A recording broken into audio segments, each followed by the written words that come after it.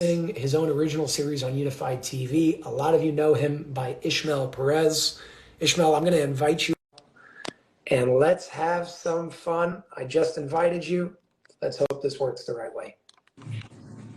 There we go. We did it. Good morning or afternoon. I love how like seamless it always goes when we work together like this. Likewise, brother. How's everything going? Everything is going well. Yeah, can't complain. Awesome. Well, I gave you a little intro into some of the things we're going to be speaking about today. Okay. So obviously you have Our Cosmic Origin, the original series on Unified TV. Episode 1 came out last week. Episode 2 is coming out, I believe, on Saturday, just a couple of days from now. And I, of course, had a little sneak peek at episode 2. And you were speaking a lot about the multiverse and understanding the multiverse and how science is going into this and how science is actually speaking about a different race called I forgot the name. What was that word? Neoticus. Okay. Where can you like give us an understanding? I found it to be very, very interesting in just that big picture of the multiverse in general and how you understand it and now how you're teaching it. So you start wherever you want, but I just think it's an amazing topic. Okay, so according to the new, avenue of science called quantum physics, particularly through the field of unified field, superstring theory, M theory, gravity theory, and of course supersymmetry, which are all, different aspects of quantum physics. Scientists in the last 10 years have discovered that not only are we part of one universe, but that we are actually part of a multiverse, that there's other universes. And the way they describe it is as bubbles, like there's different bubbles. Each universe is like a bubble. And they're all coexisting at the same time, and they're all moving away from each other. And one of the ways that they were able to derive in understanding that concept that we are part of a multiverse is the fact that they discovered that at the quantum level of reality, or what they called through a phenomenon known as quantum fluctuations, that the events that we call the Big Bang, that pretty much initiated the beginning of our universe, is an event that is a continuous process. So in other words, creation is infinite. Creation is not something that just took place in the past. It's not, you know what I mean? It's something that is actually ongoing. And then the second thing that they did is through a phenomenon known as cosmic inflation, they realized that not only are the universes expanding away from each other, but that they also are born from somewhat of a motherverse. So the term that they use to discuss that is meta, and that has nothing to do with Zuckerberg's metaverse, virtual reality. That's something different. So they said that this realm that they call the motherverse is a realm that is eternal, without beginning or end. It is something that has always existed, and that is the reason why all these universes are being born, because of that eternal. Yeah. And so that's how I was able to discover that we are part of multiverse. I mean, I knew this 10 years ago when, they were barely kind of exploring the concept. And of course, conventional scientists still don't want to accept it. They still want to make everyone believe that we are part of just one universe, one realm, and one world.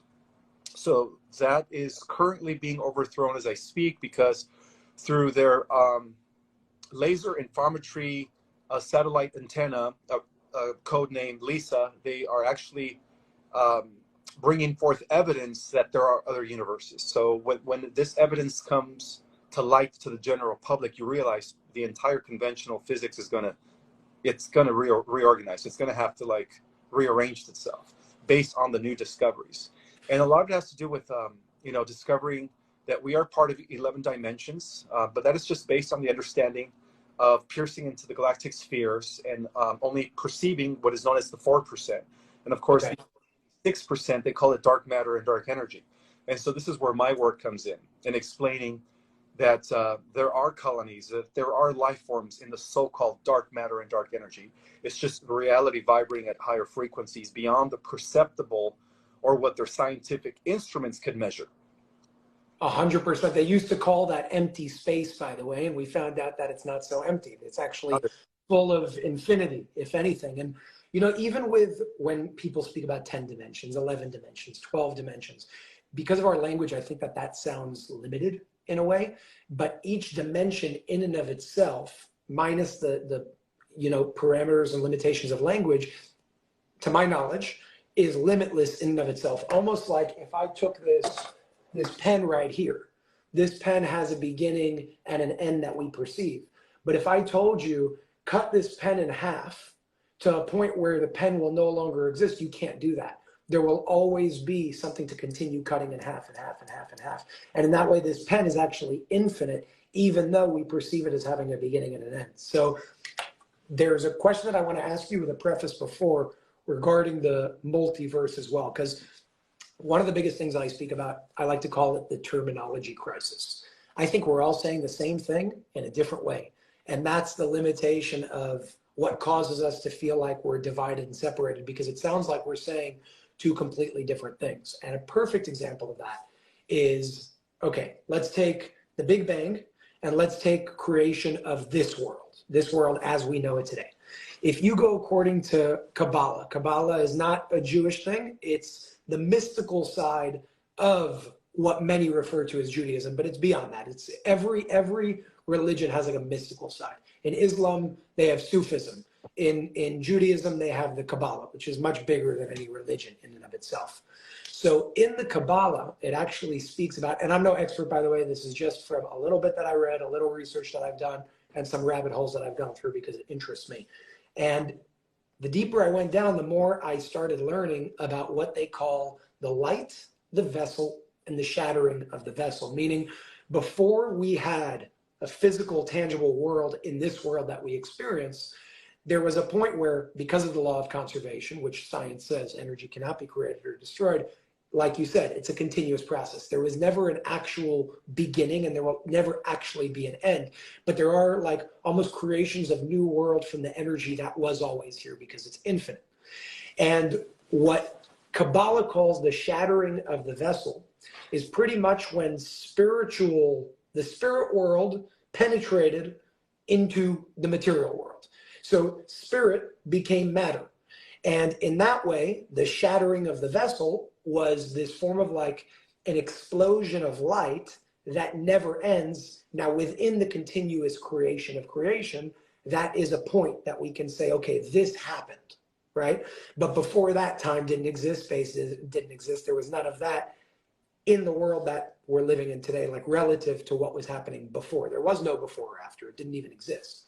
So in that way, when scientists say the Big Bang and Kabbalists, people that study Kabbalah, say the shattering of the vessel, they're saying the same exact thing in completely different words.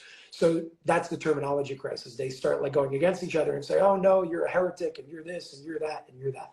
The only difference that I'm seeing between the two is the Big Bang is something that people call random, and the shattering of the vessel is still an explosion and expansion of light eternally and infinitely, but not in a random way, in a very organized way, because according to that, there is only like divine intelligence that guides everything. So my question for you with that preface is, on one level, I agree with everything you're saying regarding the multiverse. There's many, many, many different worlds within this ongoing process of creation.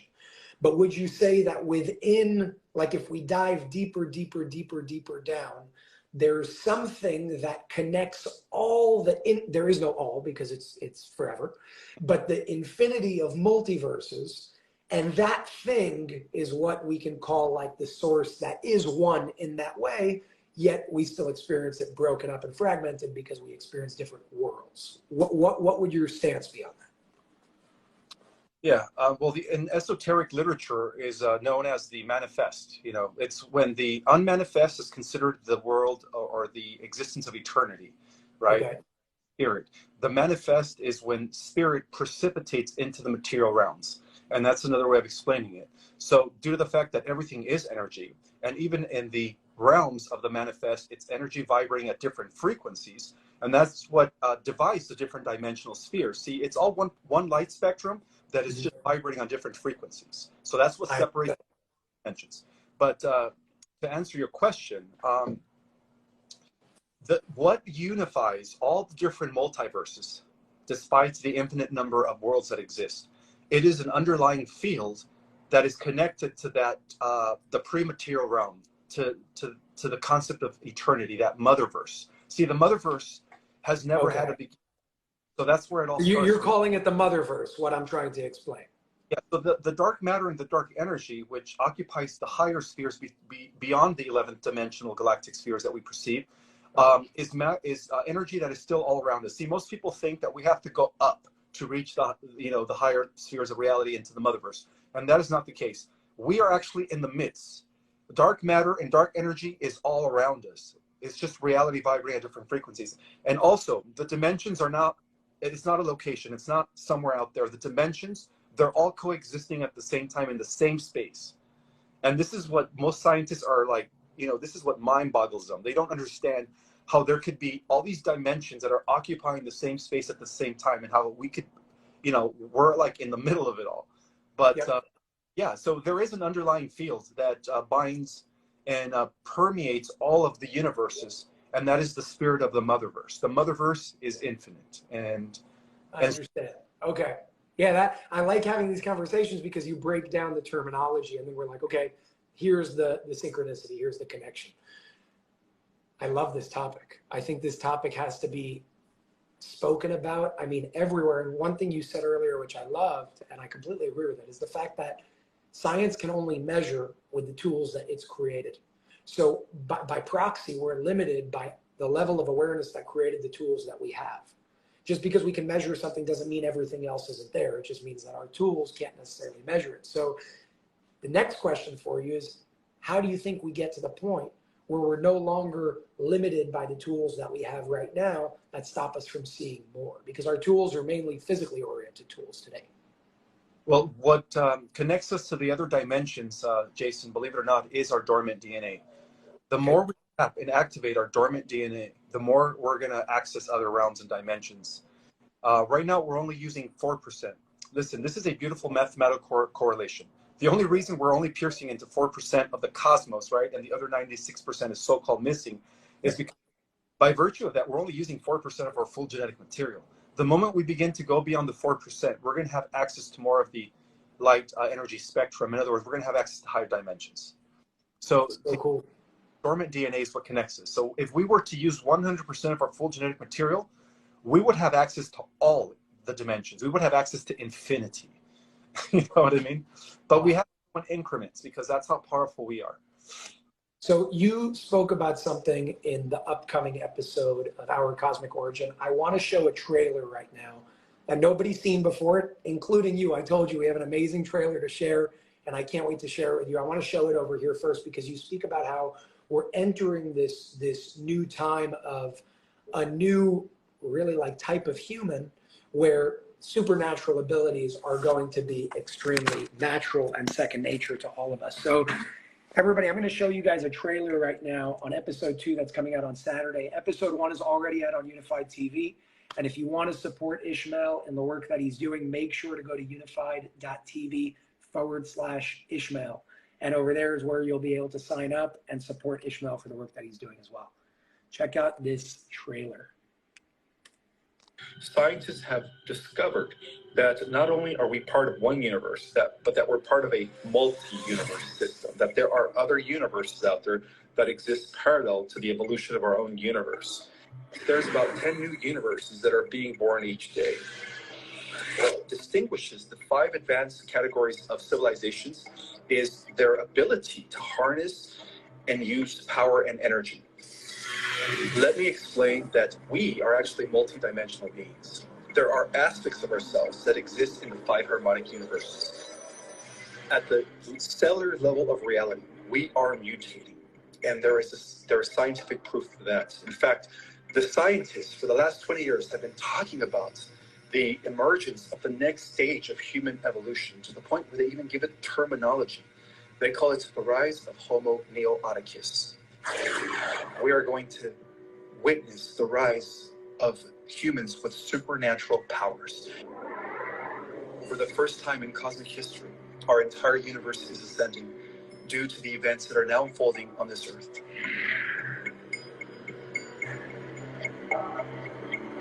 It's exciting. So I'm super excited about that one because of what's actually spoken about there. I've never heard of I keep getting the word wrong, the what was the second word? Homo neoticus. Homo neoticus? Neoticus. It's spelled Neoticus. Neoticus, as in cat, U-S. Neoticus. Where can we read more about this? Okay, so it's very hard to really dig in this information. I actually, when I first came, when I first discovered that terminology, it was actually about 10 years ago. Okay. About how scientists are now predicting the rise of the next stage of human evolution based on these sudden jumps in human genetics, or these sudden mutations rather, that have taken place over and over in prior cycles. And so based on this genetic mutation, or this sudden leap in evolution, is what they used, the word, to describe the next stage of human evolution. They said that any day now, and this was 10 years ago, they said within the next decade, we should be witnessing the rise of the next stage of human evolution, and they called it Homo neoticus. And then they said the difference between the Homo neoticus and the Homo sapiens sapiens is that Homo neoticus are going to have abilities that are considered godlike superpowers. You know, they're going to be able to do what we would now consider the impossible. And I strongly believe, Jason, that all these Marvel movies, all these DC movies are actually preparing humanity for what's coming. It's amazing. It's amazing. Do you think that's done super intentionally, or do you think that that's a piece of like directors and producers on a level of the soul that they just feel and they're putting out there in that way, or both? I believe it's a little bit of both, but I also believe that the original writers of Marvel were actually part of secret ultra meetings that took place in the 1950s, and they had access to private information, and they were told not to reveal the information. But what they did is they went ahead and they decided to do it in a non-direct, nonchalant way by writing Marvel comics. In other words, what they were doing is they were planting the seeds. I can tell you one thing for sure. I don't know if I've said this publicly before. I can't say which show it is, but I'm not sure if it's Marvel, but everybody would know the show. There are certain individuals, now when it goes back to TLS and that organization, that their job is to do things like that, where they're doing it intentionally. They're planting certain things about the silver cord. They're planting certain things about out-of-body experiences. They're planting certain subliminal messages about, different spiritual actions that we can all interact and be a part of and actually activate within ourselves through specifically what I'm talking about. There's a TV show. I was actually told when it came out, they're like, watch, it was like season 1, episode 8. Go watch this show and you'll understand what's going on. It was very funny because it was all about everything having to do with the illusion of time, but tapping into our inner power. Called Shield? Say it again. Does it happen to be called Shield? It's not, but I can't say the name because then you'd know who the producer is, and the producer is a part of the organization. So that's where the anonymity goes, and where that's how they work. It's not like nobody cares for you to know their identity and who they are and what they're doing behind the scenes. There's zero ego involved over there. That's why even like the Disclosure series, you don't know who it is, and it really doesn't matter. And we got to ask ourselves, what does that person have to gain? Not fame, not fortune. What does that person have to gain? If anything, it's an inconvenience for them because now they have to sit down and, I'm asking them questions and doing all these things. So I think when there is no identity attached to a job, that's the most selfless type of work there is, because ego cannot get involved, because it's not about you. It's not about attaching to a specific identity. And in my opinion, I think it's noble in a whole different way, Makes sense. I agree. Yeah. Yeah. Well, I have a call in a few minutes, so I'm going to have to go. But for the next 5 minutes, there are a few questions that are coming in. I'm going to ask you them and go ahead and answer however you'd like. Okay. Question number 1, what are your thoughts on integrating our multidimensional selves into this time-space reality? What do you think about that? That's a very important question. And I think that I did put out a video about a week ago, how there's like different versions of ourselves that are coexisting simultaneously in other dimensions and different parallel worlds and universes. And the best way to integrate all of that and begin to become aware of yourself in other dimensions and parallel realities is by, going within, integrating by meditation, and asking your higher self to bring forth the rest of your consciousness, or to at least integrate all of your consciousness. Because see, our consciousness right now is fragmented into all these different realities. And so there's only like 1% of our consciousness needed in order to animate your avatar. The other 99% of your consciousness is operating different avatars all at the same time. So by invoking that, by literally using your willpower to invoke all your consciousness to collapse, what you're doing is you're collapsing all the dimensional versions of yourself into a singularity. And if you manage to do so, you're going to have, you're going to be super powerful, because you're going to have access to infinite intelligence. So do you think the ultimate goal is really to do what you just said, merge those timelines into one, so you're tapped into, like you said, infinite intelligence, infinite possibilities? Exactly, because in different parallel realities, you have these powers. You are like a god, a goddess. You're like a wizard. It's just a matter of invoking that and willfully, collapsing it, like calling upon every part of your being and saying, I want to integrate all of my bodies into the here and the now. All of my entire consciousness, I want to collapse it into one singularity. And if you begin to do that, you're going to be one of the first ones to become Homo neoticus. I guarantee you. I understand. Okay, so that's that. I like that connection also to paint a picture of what that actually looks like. Obviously, the most important question when it comes to that is, I know you speak about meditation a lot. Are there any, and this isn't a basic thing to do, but are there any simple steps or basic steps that can be taken, at least to start, to get to that point of Homo neoticus, to get to that point of merging these timelines, to access that infinite potential? What would you say are, let's say, the three most important things that we can actually do and apply right here, right now? First, you have to become aware of yourself as a multi-dimensional being, okay? More than just this crude third-dimensional body. You are infinite intelligence expressing itself currently in human form. And then the second thing you have to do is, after you recognize that, you have to do daily rituals. And by what I mean by doing daily rituals is, you have to spend time in nature. Mother Nature is the key to accessing our powers, because we are made out of the same elements. And just like ourselves, the earth is also multidimensional. Yes. Parallel earths. So you begin to spend time with nature. You begin to synchronize with the elements. You begin to fuse your consciousness with Mother Earth and the entire organic creation. And then the third thing you do, the third step that you do, is you use your willpower to invoke your entire consciousness and all aspects of yourselves that are coexisting simultaneously to collapse into a singularity, and you will it by choice. And the more you do that, the more you're going to see some sort of an integration, and the more you're going to be able to access higher levels of consciousness beyond your human self. Beautiful.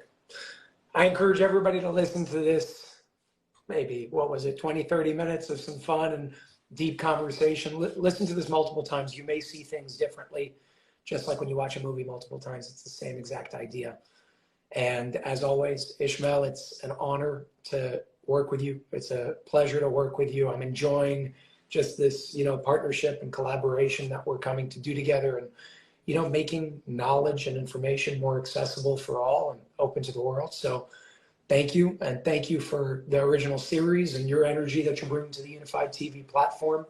And again, most importantly, you guys, Ismael works very hard and does this 24/7. If you guys do want to support him, check out his series at unified.tv/Ismael. What we're doing here and what the platform really stands for is almost like what we're talking about right now, merging and bringing all of us under this one roof and one umbrella where everything is accessible right then and there, instead of fragmenting a whole bunch of different communities, bringing these communities together, a reflection of exactly what we've been talking about, coincidentally, not so much in this live, with merging those timelines to access that highest potential. So make sure to check out unified.tv/Ismael, Our Cosmic Origin, 4-part series. Episode 1 already came out, and episode 2 is being released this Saturday on October 22nd, I believe is the date. So again, thank you, Ismael. You're awesome, and I look forward to doing more of these together. You're welcome, Jason. Thank you again. All right. Okay.